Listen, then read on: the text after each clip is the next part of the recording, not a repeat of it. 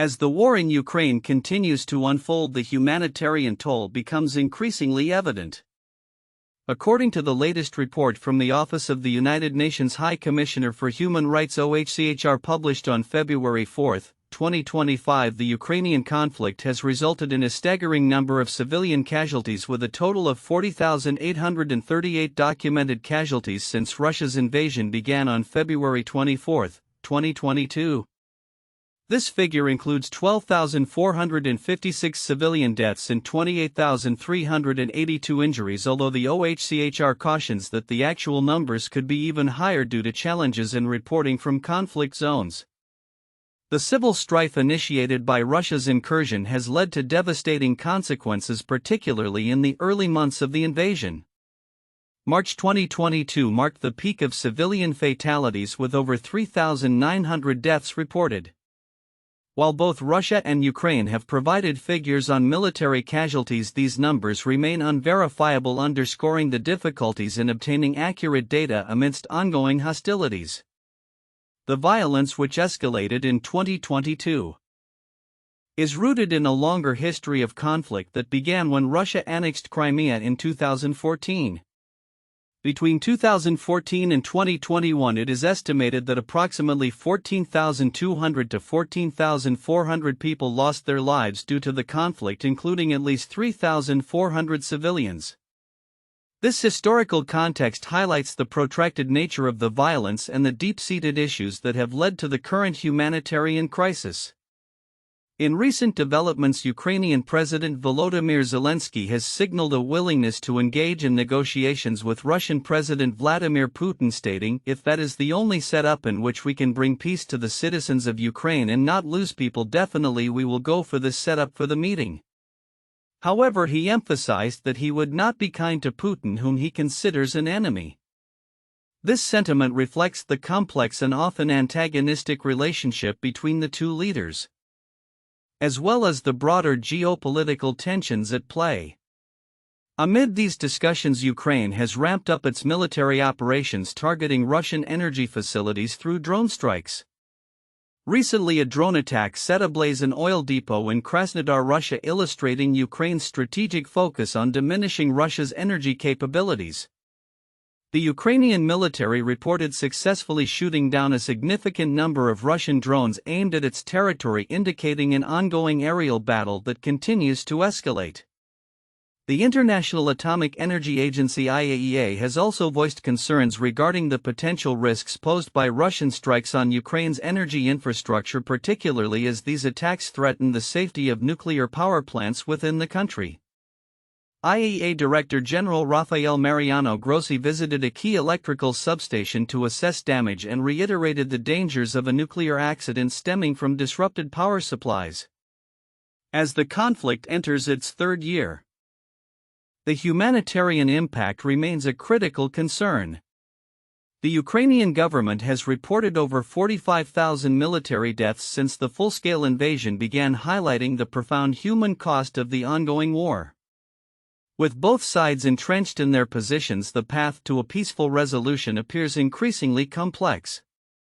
The situation remains fluid, and the international community continues to watch closely as developments unfold, hoping for a de-escalation that will ultimately save lives and restore stability to the region. As the conflict between Russia and Ukraine continues to escalate, the latest assessments reveal a complex landscape of military maneuvers, geopolitical tensions, and humanitarian concerns. On February 4, 2025, the Institute for the Study of War (ISW) provided a detailed analysis of the ongoing situation, highlighting significant developments that could reshape the trajectory of the war. One of the major focuses of concern has been the impact of Russian missile strikes on Ukraine's energy infrastructure, particularly its nuclear power plants. Rafael Mariano Grossi, Director General of the International Atomic Energy Agency (IAEA), visited the Kievska electrical substation on February 4 to evaluate the damage inflicted by Russian long-range strikes. He warned that further attacks could lead to a nuclear accident, underscoring the precarious state of Ukraine's energy production capabilities.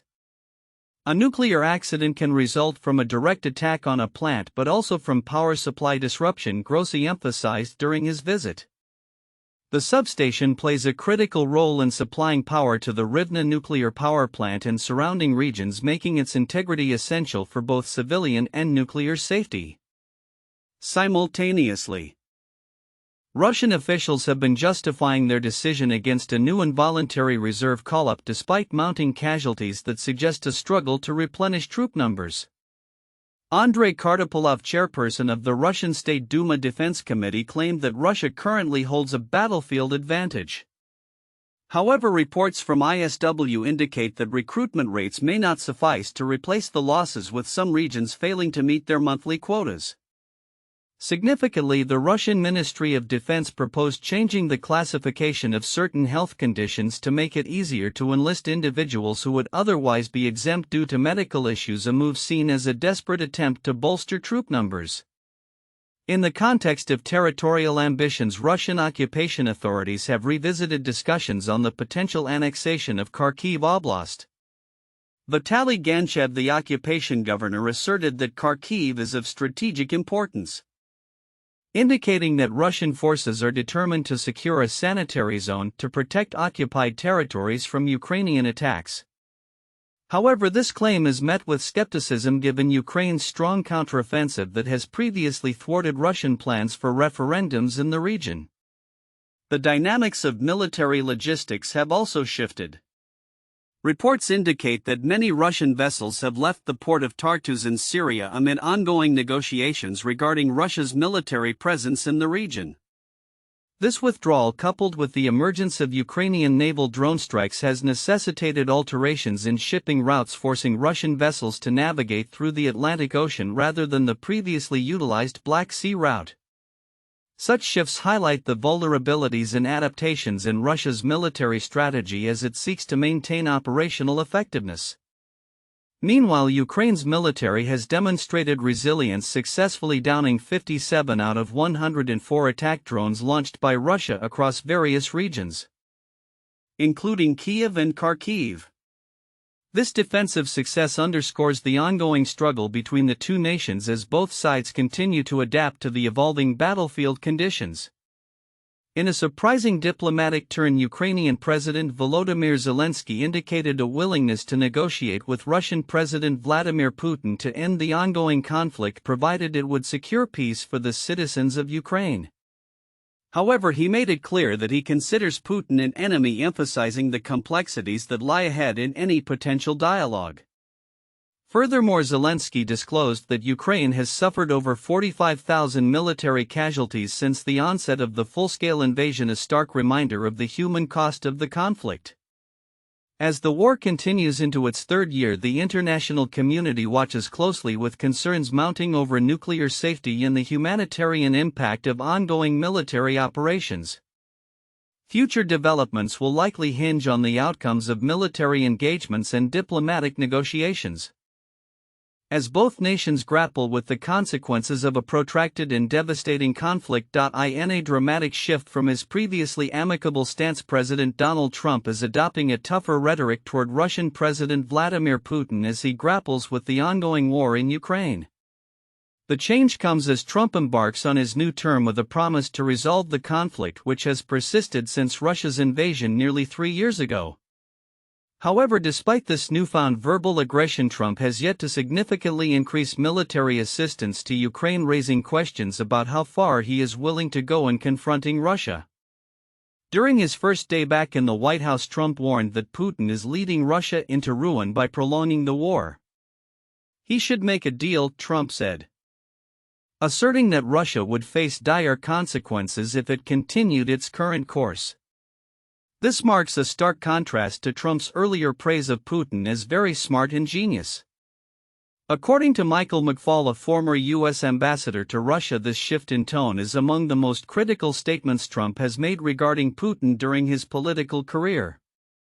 The urgency for a resolution is palpable, as Trump had promised to end the fighting swiftly after taking office. However, with the deadline for that promise having passed, Trump now faces pressure to deliver on his commitment to halt the costly conflict. He recognizes that both Putin and Ukrainian President Volodymyr Zelensky must be brought to the negotiating table, but the path to achieving a peace deal remains uncertain. Trump acknowledged that while Ukraine is open to negotiations, the willingness of Russia to engage in meaningful discussions is questionable. National security experts emphasize that mere rhetoric will not suffice in persuading Putin to cease hostilities. With Russian troops making incremental gains in eastern Ukraine, experts argue that Putin is unlikely to pursue negotiations unless he is convinced that further military action will yield no advantage. John Herbst, a former U.S. ambassador to Ukraine, stated that Putin's current military successes bolster his desire to delay any settlement until he can secure more territory. Contrarily, Zelensky recently expressed a readiness to negotiate provided that a conducive framework is established, despite acknowledging that he considers Putin an enemy. Zelensky indicated his willingness to engage in discussions if it would lead to peace for the Ukrainian people. He emphasized that the negotiations should not be framed as ultimatums from Russia but rather as collaborative efforts aimed at ending the conflict. In this complex geopolitical landscape, Trump's administration appears divided on how to approach the situation. Some advisors advocate for leveraging U.S. support to compel Russia to de-escalate, while others suggest reducing assistance to Ukraine as a means of forcing a swift resolution. This internal conflict raises concerns about the potential repercussions for Ukraine, which relies heavily on U.S. support to counter Russian aggression. Recently, Trump hinted at a novel approach to U.S. aid, suggesting that financial assistance could be tied to Ukraine's rare earth mineral resources. This proposal reflects a strategic maneuver to ensure that U.S. contributions are reciprocated with tangible benefits, though it has ignited debates over the implications of such a condition on Ukraine's sovereignty. As Trump navigates this delicate diplomatic terrain, there are calls for him to utilize existing sanctions and frozen Russian assets to bolster Ukraine's military capabilities without further straining U.S. resources. Former officials advocate for pressuring European allies to seize Russian reserves, which could provide significant support for Ukraine's defense efforts. With ongoing drone attacks and military confrontations marking the battlefield, the urgency for a diplomatic resolution grows. Zelensky's recent acknowledgement of significant Ukrainian military losses, over 45,000 soldiers since the onset of the invasion, underscores the human cost of the conflict and the pressing need for a sustainable peace. As both Trump and Zelensky explore potential pathways to negotiations, the international community watches closely, wary of any concessions that could undermine Ukraine's territorial integrity. The situation remains fluid, with developments likely to shape the trajectory of U.S.-Russia relations and the future of Ukraine.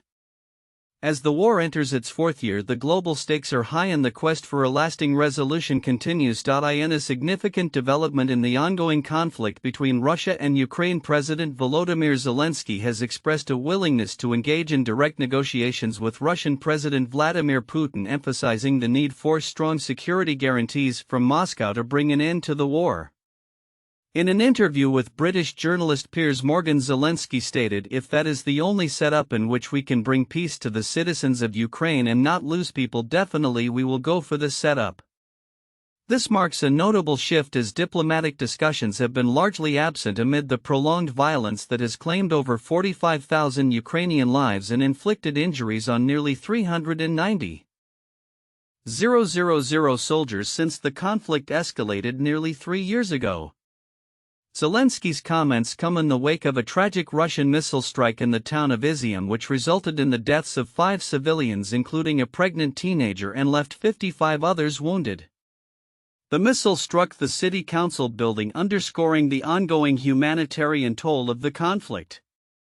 As casualties mount, Zelensky provided a stark assessment of Russian losses, estimating 350,000 Russian dead and between 600,000 to 700,000 injured, with many troops still unaccounted for. The urgency of the situation is further highlighted by the recent visit of UK Foreign Secretary David Lammy to Kiev, where he announced a new support package for Ukraine amounting to £55 million, $69 million. This includes funding for humanitarian aid, particularly aimed at sending Ukrainian grain to Syria, and assistance for repairs to Ukraine's war-damaged energy infrastructure. Lamy's visit follows a previous trip by Prime Minister Keir Starmer reinforcing the UK's commitment to supporting Ukraine in its struggle against Russian aggression. Amid discussions of potential peace talks, the international community is also making strides towards holding Russia accountable for its actions. European Union officials have indicated progress in establishing a special tribunal to try Russian leaders for the crime of aggression, with Kaja Kallas, the EU's foreign policy chief, stating, "There is no doubt that Putin has committed the crime of aggression, which is deciding to attack another country." This initiative reflects a growing consensus in Europe regarding the need for accountability in the face of ongoing violations of international law. Moreover, the conflict's toll is not only felt on the battlefield but also in the economic sphere. The Russian economy is grappling with high inflation, reported at 9.5% for December 2024 and January 2025, largely driven by new sanctions and a weaker ruble. This economic pressure could further complicate Russia's military efforts and its willingness to negotiate. As the war continues, the humanitarian crisis deepens, illustrated by a surge in inquiries from Russian families seeking information about missing soldiers, a trend that suggests significant losses for Moscow. Ukraine has reported receiving over 60,000 requests for details on missing Russian troops since launching a dedicated hotline in January 2024, further complicating the narratives surrounding troop losses on both sides. Looking ahead, the prospect of direct negotiations between Ukraine and Russia raises questions about the potential for a diplomatic resolution, especially given the current dynamics and the involvement of key international players. As Zelensky prepares to engage in discussions that include the United States and European allies, the outcomes of these talks could significantly influence the trajectory of the war and the future of Ukraine. The international community watches closely, hopeful for a breakthrough that could finally pave the way for peace and stability in the region.